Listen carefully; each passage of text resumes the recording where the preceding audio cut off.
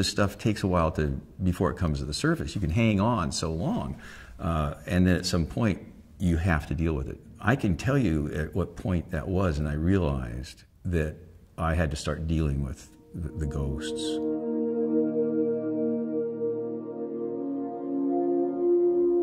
I'm Karl Marlantes. I was a Marine lieutenant. I had a rifle platoon in Vietnam. I was in Vietnam in 1968 and 69. And I've written 2 books, one a novel called Matterhorn, which is a novel set in the Vietnam War, and another book called What It Is Like to Go to War. Literature can carry the load of getting people to get in the skin of what someone who is actually engaged in killing feels and what they deal with. I mean, combat is totally chaotic, totally. And when I've gotten together with guys that I was, say, on a particular battle, there was like a battle for Hill 484, it was like about 8 days long, you would think we were in a different battle. We were maybe 10 meters apart sometimes. It's so chaotic. But if you start to have to tell the tale, you actually have to organize it and make it rational and make it, you know, some kind of timeline or some way. So that helps you integrate the experience, and it helps integrate you into the community of the listeners, because they're following along with you. And it's like, now I'm telling you my story.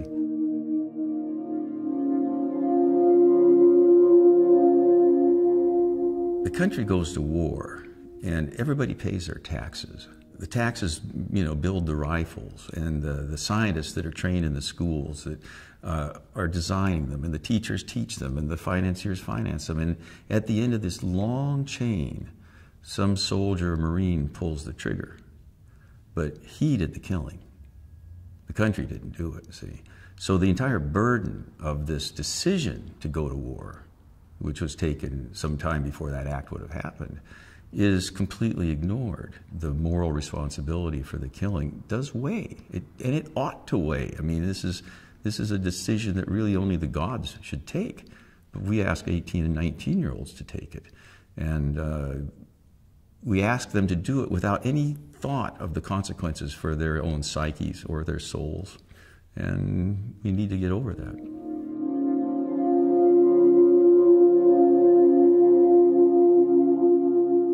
I had an incident in the war where I had to kill somebody quite close to me.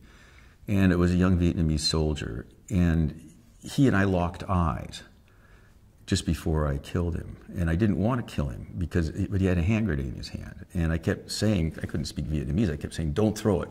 Don't throw it, I won't shoot you. Don't throw it, I won't shoot you. And he was probably maybe 10 feet away from me.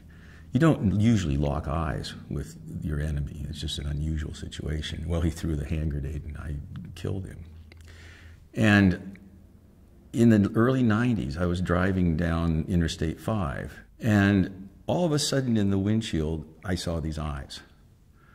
It was like, oh, yikes. You know, and I'm sophisticated enough to know that, okay, this is psychological, what's going on here. I mean, this is not schizophrenia, but this is intruding somehow into your consciousness, and I think you have to deal with it because I killed a human being, and I had not wanted to think about it.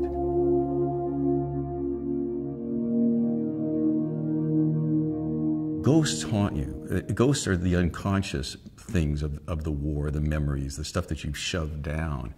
And in order to get conscious of this content that actually influences your life enormously, you have to turn it into something outside of yourself. You have to be able to step back from it so that it's no longer haunting you, so that it's just an ancestor. It's part of you. I mean, the good things you did, the bad things you did, it's part of you. But if you can step back and look at it, and there's many ways that you can do that. My way is through writing. Some people do it with music. Some people do it with art. Some people do it just talking it through.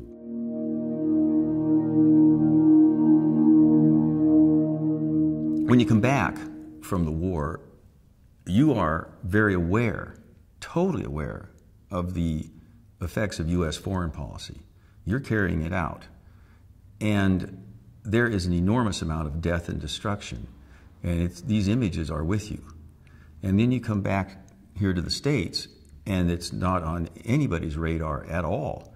This is tough, because your choice is keep your mouth shut and just deal with it, or make a big pain out of yourself and say, do you realize what we're doing over there? Is this what you want? And whether you're for the war or against the war, you need to be made aware of it. But the veteran is unlikely to want to, play the role of consciousness raiser.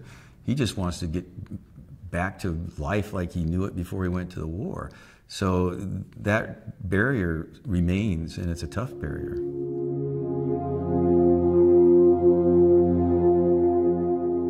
The immediate sort of cultural feeling after Vietnam was, I think, confusion. I would have loved to have seen a solemn ceremony.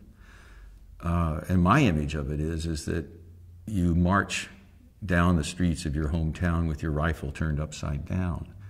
I don't think cheering's appropriate. We've just been involved in an enormous amount of killing. Our own have been killed, and the enemy has been killed, and civilians have been killed. This is not something that we celebrate. I mean, I saw VJ Day and VE Day on videos, and I'm going like, well, I understand the relief of having it over with, but we need to go a step further, and especially in wars that there was no clear, the other side surrendered. We just sort of dribbled out of it. And I think that you need ceremony, and it's a solemn ceremony.